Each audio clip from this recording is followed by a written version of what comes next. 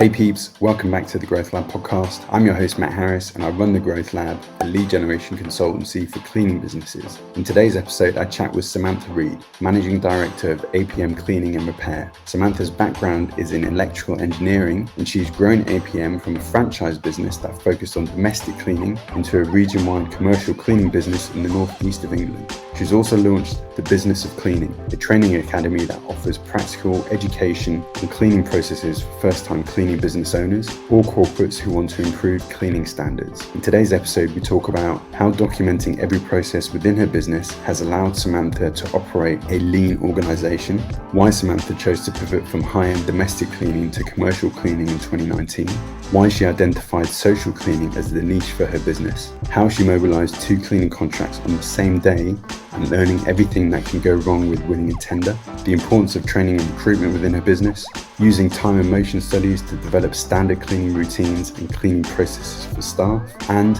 how constant learning and improvement, Kaizen, has been the underpinning of her business, getting 1% better every day. For weekly tips on lead generation and insights on the most successful strategies, tools, and tactics to help grow your cleaning business, sign up for the Growth Lab newsletter via the link in the episode description. You ready? Let's dive in.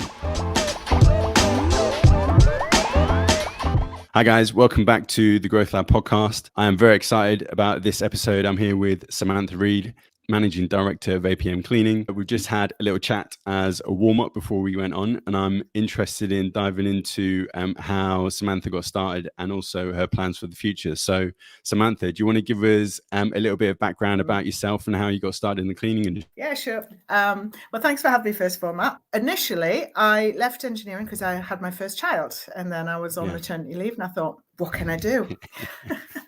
So that pondered that. Then I had my second child and I thought, right, I've really got to do something now. Let's get it under control. So start a cleaning business. So initially I bought a domestic cleaning franchise actually. And it was a really good one, but the franchisor went bust quite quickly. Oh wow! I was quite remote as well. They'd been a London-based company, and I'm in the northeast of England, so I hadn't really received that much support. Hindsight, I shouldn't have bought a franchise. I didn't need it because I worked in manufacturing, and manufacturing cells are run as business units. It was a lack of confidence rather than anything else, which anyone who knows me will be quite surprised about that. But I hadn't sold anything, and I thought I don't know how to sell. It panic buy. And it wasn't a particularly expensive franchise. So I thought, what can go wrong? How hard can it be? But obviously they went bust. So I continued on and I introduced a lot of systems, a lot of methods, which worked for me. That I'd set the business up basically as I would as in manufacturing. Yeah. So we're set up quite differently from other cleaning companies that I've come across and, other people in the industry that I know. We're set up very differently and we operate very differently. And that has its pluses and its minuses. But overall, the way we run it has worked for us. We're comfortable with change. We're comfortable with evolving and with a flat structure and taking a lot of responsibility at a lower level. Okay. So that's how we run. So just a couple of things from that. One is the sales aspect, which I'll come back to. But you mentioned that you're set up differently. Like, do you mind just double clicking a little bit on that and kind of giving an idea of your structure, I guess, or the operational way that the business works? Yeah. So up until about 2 years ago, in the office was me, and we got to quite a decent size. But because if I had one skill, it would be that I can simplify things quite easily. Okay. So and I systemize things. So I just put a lot of systems in so that everything happened automatically. So I could do everything. Nice.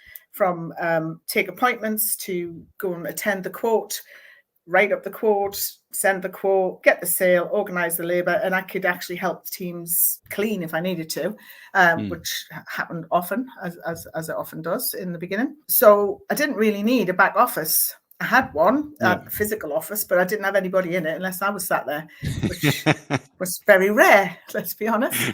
So we're a very flat structure is what I would say. And we have relied and still rely on systems a lot, whether that be technology-based or even paper-based systems, but we document everything. That probably comes from drawing on my experience from my very early career. I was a quality engineer, so I got used to documentation and making sure that everything's process is documented, which meant it was very easy to train staff as well, because I'd automatically written everything down. So that managed to get us going with no staff other than cleaning staff. So you mentioned starting with a franchise. Did you take some of the franchise systems and build on those, or did you develop yours from scratch? You kind of thought, you know what, cleaning business, okay, this is what I need to get my head around. Like, this is the infrastructure that I want to put in. Although the franchise did offer some systems, and they actually looked quite good at the face of it, but in practicality, for a non-London based business that wasn't anywhere near the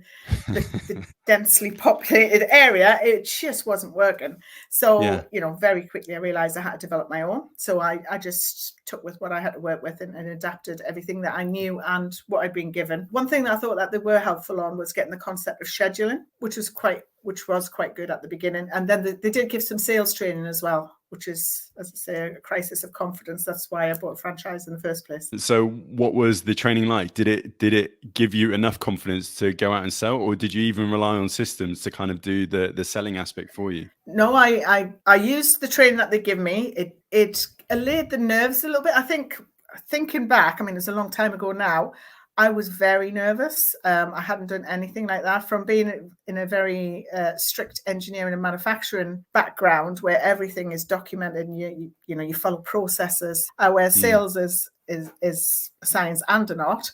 It's not quite the same. So I was terrified, I'll be honest. But you just got to do it, haven't you? You got to jump in. Yeah, you have to. And then I got my first one, and I never cashed that check. I framed that check on the wall, and I thought, well, nice. That's one I've got. Yeah. And just kept going from there.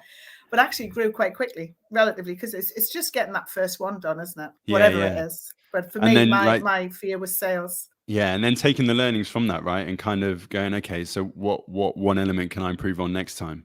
Absolutely, and that's for everything, isn't it? Just keep improving on it. Yeah, for sure. So you started in domestic. When we were just before we recorded, you mentioned that you only pivoted into commercial in 2019. Like, talk to me a little bit about that decision. Okay, so I'd grown the domestic cleaning business to quite a decent size, and it was a really good margin on it. And I thought, you know what, I've had enough. I'm going to sell this now and do something different. And then realized very quickly nobody would buy that business because it was too big for a small independent or a smaller company to buy. But the contracts have no value because they're domestic contracts. Yeah. So I thought, oh, well, it's a little bit late to be discovering this. How stupid am I? But let's get this fixed. So then I pivoted. That was it. I made the decision. So then I started looking for formal contracts on the various portals, and found a couple of decent, small but decent sized contracts that I could go for. Nice. And then went for my first two, and to my surprise, horror and delight, I won both of them, and they both started on the same day. No. Straight in. So these were government tenders, were they, on the portal contracts, like the small business government tenders? Yeah. How was that process? Like, how, from someone who was focused on domestic to then like jumping into the deep end and going for tenders, like what was that experience like? Well, it was daunting, as you might expect, having, not for domestics, very little paperwork to do, and then to get through the formal tender processes, first the SQ and then the ITA to follow, the invitation to tender, ITT, sorry. That was quite a lot of documentation and quite a lot of writing. I'm not a natural writer. It's, and a bit of it is creative writing as well. But I managed to, actually, the first one I did for a local authority, I scored 100%. And that was to their shock and to mine. So I think I was more shocked than... You should be framing that tender as well, right? Yeah. Oh, I have. So yeah, I got that, and then I got quickly invited to another one, and then I had to do presentations at that one. So that was a little bit nerve-wracking as well, because that's not something that I was used to doing. Essentially, just step changes in different tasks to give confidence is how I worked it out with the tenders. Yeah. Every time you do one, the first time it's difficult. The next time it's not as difficult. So I just went with that. Yeah, but there was a lot of documentation that I wasn't used to. But fortunately, I'd already gotten myself ISO 9001 accredited. So that ticked a lot of boxes. And I hadn't by then, but I did very quickly go for 14,001 and 45,001 as well. So again, that made subsequent tenders a lot easier to get because it takes a lot of the writing out. So you went quite paper heavy early doors because that's a lot of form filling, isn't it, really? That is a lot of form filling. Yeah. But because I'd already come from a place of documenting everything I did anyway, it wasn't too bad. I had some tweaking to do, but I had everything there because that's how I ran the business. So for me, the step to get 9001 wasn't massive. It was just reorganizing my paperwork in accordance with the standard rather than having to write everything. And what I didn't do, and I wouldn't recommend people to do, is to buy one off the shelf because you're never going to use it. I've written all of my own standards, and we've also got 22301, which is a really important one, I believe. So I've written them all, every word from every scratch, but that's how our business runs. So it's not just in namesake. We actually do those things. So I find that if you do write it yourself, you've got a really good understanding of your business, which can then, because you need those skills, you need to know about your business to be able to win the tenders, to be able to write the tenders, because no one's going to write as good as you. So have you like developed templates off the back of that you can kind of transfer to tenders going forward? Because I'm guessing that, the tender process is relatively formulaic. They follow a certain structure. So have you, over time, as you've applied for more tenders, have you developed, a template system? So you're like, okay, I don't need to do that much work. I need to finesse it around the edges, but ultimately, a bit of a drag and drop exercise. Pretty much. But what I found, again, I'm not a trained writer. I've taught myself. I find that every sector is different. So you could have the same question. What you think it's asking you the same things, but in a different sector, it's a totally different answer. So yes, I've kind of got formulaic answers, but I've got that same answer for all the different sectors that we operate in. Okay. So it's ever evolving. I mean, some sectors we've not managed to break through yet, but it's a matter of time because of every rejection. Go back and ask for your feedback. You can learn more, and you just keep tweaking your offering, and you get there eventually. So you must have quite a hot document management system as well, right? With all these templates and processes. There's quite a lot, and we now have someone in the office that manages that for me because I can't keep up with all of that stuff now as well. I still write everything. Although I have used bid writers in the past. Some I've found to be okay. Others I've found not so okay. I've kissed a lot of frogs to get to the good tender writers that I've got on speed dial now. But I've also written enough tenders and worked with the good tender writers, bid writers, to not need them all the time now because it can be quite expensive. So when you're trying to grow, typically to get a good bid writer for a tender that's valued at about 100 to 150k per annum over the 5, and then times that by 3 to 5 years, whatever it is, you're looking at about 6 to 7k per bid. Oh wow! Just for the tender support. And then this is only my experience, and again, I don't do it like everyone else does. So, but it takes me a good month to do a really good bid. For a big what I would consider a decent size tender. You look at about the $500,000 mark. It's about a month by the time you've done site visits, and then you've priced it and you've written it and you've tweaked it and you've finessed it. So it's a big commitment.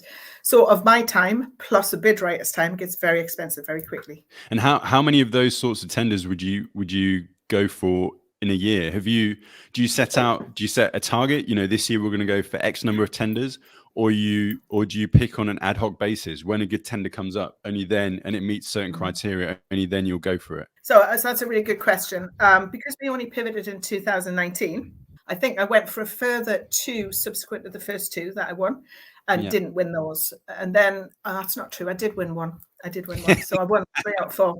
So that's not true. But then the next one was starting in 2020.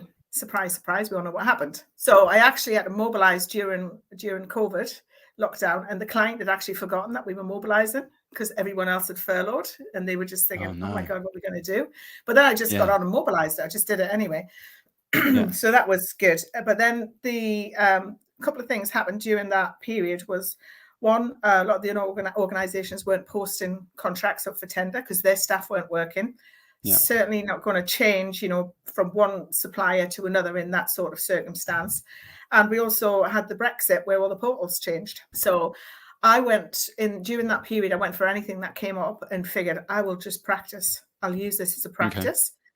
So anything and everything that came up, whether it was in my sector or not my sector, I just honed my skills. And I did spend a lot of money because I thought, well, now's the time to learn. I found a good bid writer, so I worked with them and learned everything I could from them as well. But actually, I have found throughout this whole time with my business is that if I put the effort in, I might not win then, but it'll come good later on.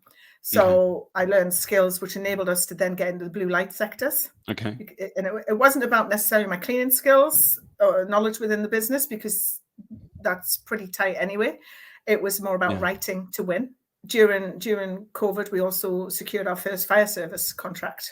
So that was a win, but on the back of a few losses, but if you're not earning, you're learning. Yeah, but you were getting the reps in, I looked at it. Yeah, you were getting the reps absolutely. in, right? The practice and building that knowledge and the experience, which, like you said, obviously pays off in the long run. Yeah. So I just want to go back to when you won your first couple of tenders. You mentioned you had to mobilize them both on the same day. So you've jumped from domestic, which, with all due respect, is it's a little bit simpler to manage, to then going full board into 2 tenders, mobilizing on the same day. Like, talk to me about that experience and what you learned out of that. And it was a little bit hairy, I'm not going to lie, mostly because we're very lean. So I don't have a massive management team. Don't have a massive management team. So, and you can't be in one place, more than one place at the same time. And one of the contracts is over 7 large sites over the whole of County Durham, which is a big geographical area. And then the other one for social housing, because that was extra care facilities for social housing, I don't know, maybe a couple of 100 sites, but it was easy because I could schedule that. And the scheduling for that was very similar to how I would schedule domestic clients, because clearly we're traveling in between and we use vehicles. I never did it with just cleaners going direct. So I thought the social housing was going to be the most challenging one because it had more sites and not all of the staff tupied. This was the first time I'd done tupi as well, of course. But that one was really easy. The one I thought that was going to be easy, where I had more staff transferring and, only less than 10 sites, I thought that would be easy, and that was horrific. I had to change from the legal support that I had to some really meaty legal support, because everything that could go wrong on that transfer went wrong, basically because I had a severely, really, really aggressive incumbent who was not happy at losing. So I had almost daily meetings with the local authority asking me to explain myself because of things sabotage that was getting done to us and all sorts of horrible things. But I learned pretty much everything that can go wrong on a mobilization in that one instance. And I was in legal battles with some of the staff that had transferred to me for almost a year. It was a very expensive learning curve. We ended up with even safeguarding issues for those staff, but then they worked for me then, so technically it was my problem to fix. So on all aspects. But what I learned very quickly was you need really robust legal support. You can't be in commercial cleaning without it. Certainly when you transfer in staff, that's the most litigious area of contracts that I know of in our arena. So I learned how to tupi staff well and how to not tupi staff well. Man, very quickly. So I would say by that end of that first year, there's very little was going to surprise us after that. How have things gone since then? So obviously, you won your first 3 out of 4 tenders, amazing. Then you went through a period of learning. Have you?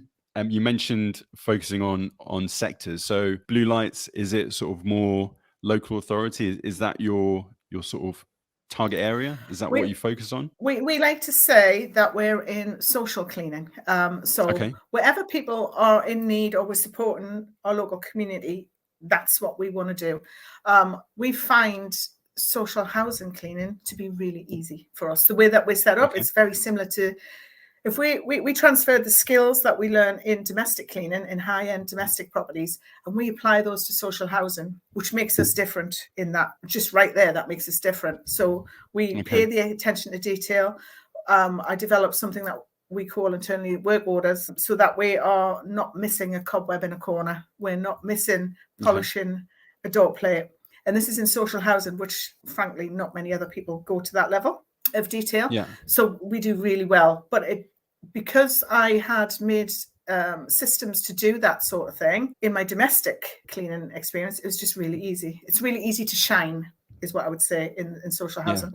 We're not perfect because, you're as good as your last clean, and sometimes you've got not the best staff and people can have an off day. So we're never perfect. I just have to say that. But by and large, our standards are really high. Really high, and particularly in a sector that is not known for its high standards. So we shine in that. So if we see those coming up, we're going for them all day long. Doesn't mean we can win them, because winning the bid is a different thing to delivering the service. But we would never even think twice about being able to deliver that service. Blue light is different. So we have fire service and police contracts at the minute, and they are very, very different to run. In that, for the fire service, for example, we certainly provided COVID cleaning all the way through that period, and off-standard shift cleaning, and we cover their directly employed staff's holidays. Still, that contract expired because that was for the period, but we're still servicing. They'll keep us on there forever now because they love the support. And we found we have certain systems that are not transferable to blue light, so we had to learn very quickly. So, for example, we're based quite heavily. One of the simple tools that we use is WhatsApp. We use WhatsApp. So in our office, and every senior manager, we have a photograph of every single clean, multiple photographs of every single clean that we do every single day. So we've got thousands of WhatsApps coming in every day, which means that we can have a measure of our service levels and definitely have proof of attendance and all of that kind of thing. And we've got duty of care to the staff to make sure they're all right and they're checking in. And it's quite a lot of boxes it ticks by doing that very simple thing.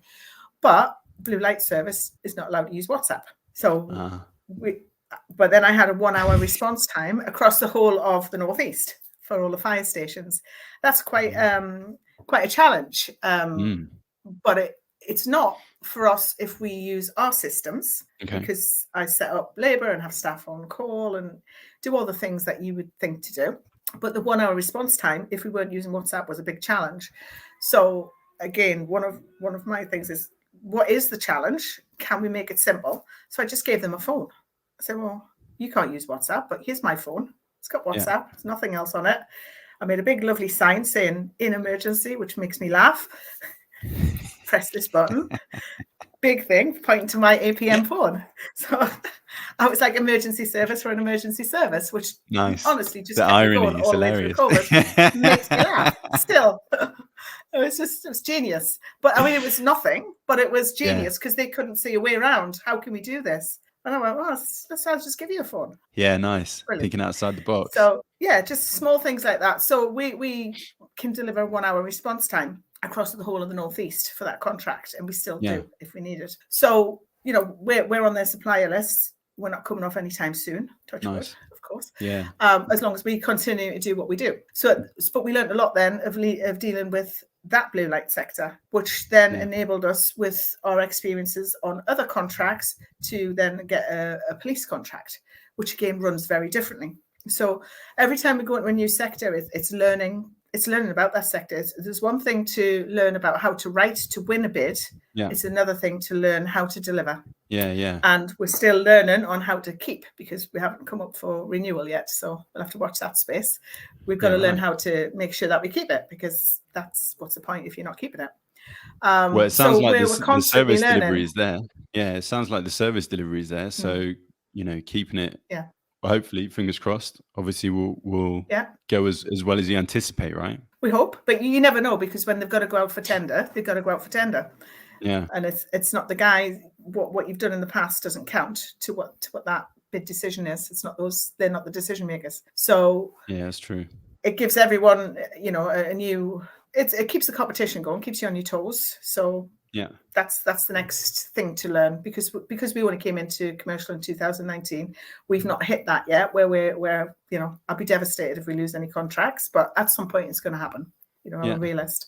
So we're constantly just pushing and pushing so that we're constantly building up our infrastructure in the areas, which means can get our costs down as well, of course. Yeah, for sure. It just means a constant evolution as well, as you've already experienced with, going from domestic to commercial, mobilizing 2 big contracts on the same day, and, the experiences with Tupi and bid writing and everything like that. It's just adding another layer onto the success that you already have. So just thinking back to the sectors that you're in now, was it a conscious decision to move into those, or was it just a case of because you went onto the tender portals, you were like, look, like let's just apply and see what happens, and the decision was made for you off the back of that? No, it was a deliberate decision. It was very conscious. Because I tried to learn my lessons, and when I realized the domestic business had no value, I thought I'm going to build value into this business. So to build value in the business, if you've got public sector contracts, that's where the value is. Yeah, they're committed. They have to engage your services for that period of time, as long as I don't mess up, of course. Sure. But then I got contracts for 5 years. So 5 years value when I do come to sell a business, somebody's buying out of future profits. There's got to be profit there. The contracts have got to be there. They've got to be strategically worthwhile contracts as well. So I'm just trying to build as much value into the business as I can. But I will keep a diversified portfolio of clients, because when one sector's down, another sector's up. So it's important to keep a mix as well. Yeah. This is how I'm trying to build strength and resilience in the business. And one thing you mentioned about obviously service delivery and looking at your team and the staff that you have, I'm guessing training is at the core of providing the standard of service that you provide. How have you evolved, the training processes within the business, and as an extension of that, also recruiting the right people for your business to enable you to continue to grow? Okay, so there's two very, very different answers in that. So the training has evolved from day one. A lot of perceptions about domestic cleaning is that and I think you said something similar yourself, is that it's easier to manage. Yeah. It's genuinely not. If you've got high-paying clients at the top-end households, they're a little bit demanding. I was getting really good money. I was getting some really good clients. They like perfection. So what I developed was a method of training my staff and ensuring that we could deliver a program of what looks on the face of it, and we still do this as a bespoke package for that client. They thought they were getting a bespoke package for them, for their house, down to the smallest detail. But actually, I put a vehicle in place that we could deliver that, but it was just rinse and repeat for me. Okay. But the client didn't know that. So those skills and scheduling across quite a broad region. In the northeast of England, there's pockets of wealth. Of course, there's wealth everywhere, but there's pockets of the wealthy clients that I was targeting. And a lot of them are in rural areas. So generally, if you're in a city, in the centre of Newcastle, of course, you've got a lot of wealth there. You've also got a lot of people that would like to work as cleaners to deliver that service. In rural, you've got some fantastic stately homes in the middle of nowhere. There's nobody nearby that wants a service because they can't afford to live there. So logistically, you've got those challenges as well. So I started in the domestic as I meant to go on. So I never ran a business from home. I didn't want anyone near my children. I ran the business. I took an office and I took the pain on, paying for that when I could have run it from home, but I chose not to. And I also chose from day one to buy my own vehicles and run my own vehicles. So my staff started out being scheduled from my then premises and back to the premises with all of the kit on there, smartly uniformed, all of the stuff that then is transferable into commercial sector. So I kind of started learning back day one and just evolved and documented that. So from the training back in the olden days, when you could do that, I would take them into somebody's house, whatever. I've got some properties as well, into a house, and I have a stopwatch on, and we do the methods. So it was a time and motion study in a set routine, and then we developed it. So I'd sit with my stopwatch, and there'd be a set routine, top to bottom, left to right, just around the room, moving things in the right order. So it turned out a really high level clean, but actually it was just process. It was all process. And because I'd done that, I could transfer that into the training packages that we got. And because I am fanatical about documenting everything, I've sort of built up the manuals as I've gone. So there's a wealth of training information within the business because I write everything down. It's a hang up, but that pays off. It's not a hang up, it's a habit. It's a good habit. It's a good habit. It's a good habit. Is that how the business of bad. Yeah, for sure. Is that how the business of cleaning came about? Was that an idea that you had sort of from day one as well? I had that idea from day one. I just never had the time. As I say, I was quite silly and I grew the business quite big, but it was just me running everything, which with hindsight is a silly thing to do, because what I should have really been doing was developing my staff earlier and getting them to take on some of the workload. But we are where we are. So I thought about doing it and then didn't do it until now. We're just starting that now. So we're setting up the business of cleaning. It's replicating what we train staff in-house. But we also, because now we've got management structure in place, I've had to train those managers. And what I usually do with the managers is I grow them in-house. I'll recruit to a certain level and then develop them from there. Because then the question of the recruitment comes on.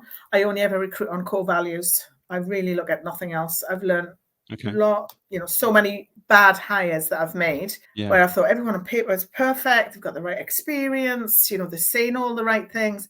I just don't quite like them. But I hired them against myself. I think, I'm clearly being a pain in the neck here. I don't have to love everybody, but actually I do in this business because I've got a really good gut instinct and I should never go against it. But I have many times trying to be more professional, in my opinion, of what I thought would be. But actually it's always bitten me. It's bitten me on the backside.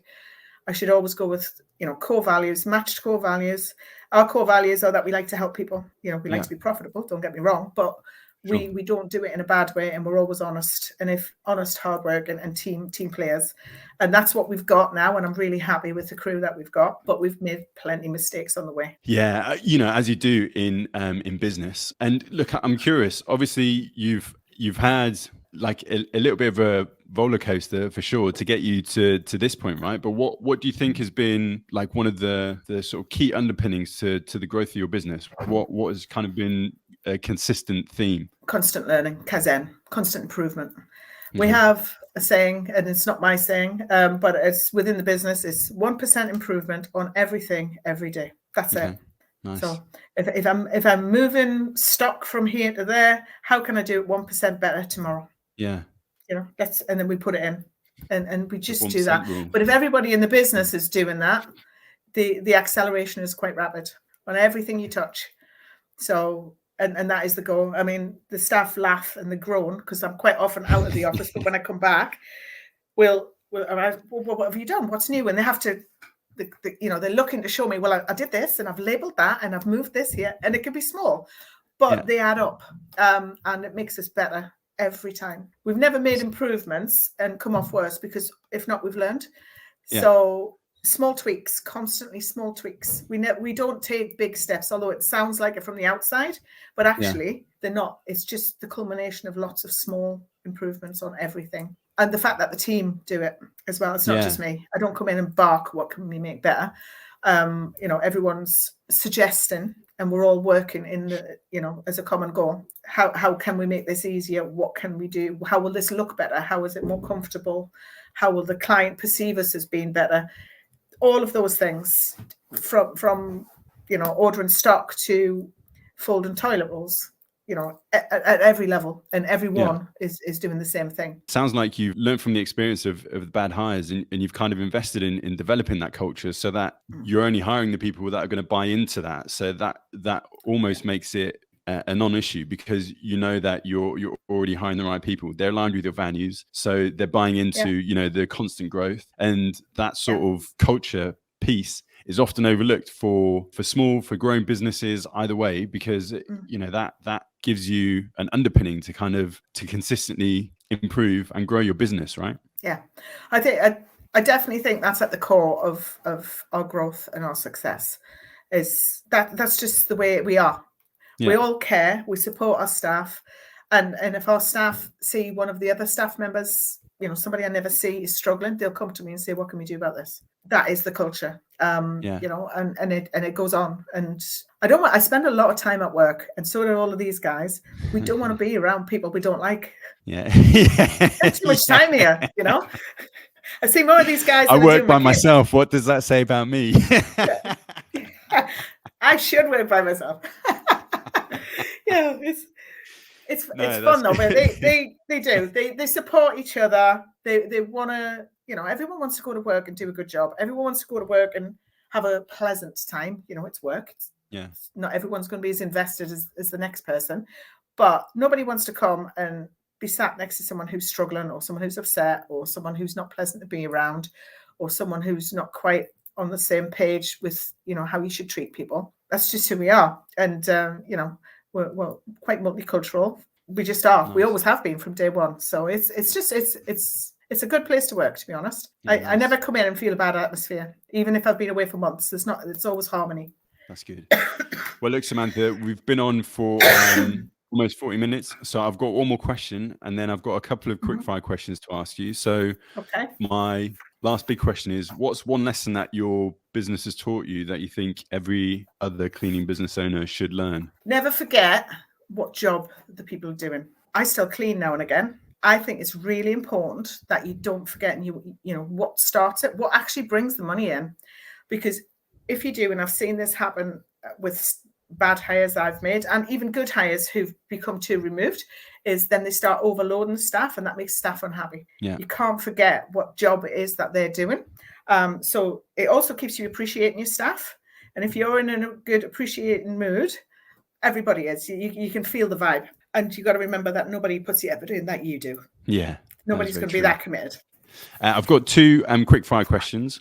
One is, what are the 3 non-negotiable skills that you feel are essential to you growing your cleaning business? People skills, whether it's with your staff, your clients, suppliers, everybody you meet, you've got to hone your people skills. Understand your numbers. If you don't understand your numbers, you're in trouble straight away. And constantly improve. That would be my top 3. And what's the one piece of advice you'd give to a younger version of yourself just starting out your cleaning business? Go for a commercial. No, I'm joking. Okay, could be. It's a learning curve. Just do it now. Lack of confidence, don't let it stop you. Just do it now. You get perfect later. Well, look, Samantha, I really appreciate your time. It's been a great conversation. I know there's definitely a few nuggets in there for the listeners to pick up. Where can people find you online and connect with you? Where's the best place? I'm on Samantha Reid on LinkedIn. That's the best place to find me. Pretty much APM Cleans on LinkedIn as well, but that's our main social media channel. You'll find us on there, or you can contact us directly. We're on website www.apmcleaninglimited.co.uk. You can get us straight there. We're always around. We, happy to chat. And if you want some training, head to the Business of Cleaning. That's absolutely, and that's www.thebusinessofcleaning. Shop. Thank you for that. Nice one, Samantha. Well, look, thank you very much for your time, and I'll leave you to crack on with the rest of your day. Thank you. Thanks, Matt. Thanks to Samantha for joining us on the Growth Lab podcast, and thanks to you guys for listening. You can access the show notes and additional resources via the link in the episode description. And if you enjoyed this episode, please share it with others who you think find it useful across social media, or leave a rating and review on whatever podcast platform you listen to. You can also follow me on Twitter and Instagram at @IAM_Matt Harris. That's MATTHARRIS, to catch all the latest from the Growth Lab and how to generate more contract opportunities for your cleaning business. See you next time, and remember, if your cleaning business isn't growing, it's dying.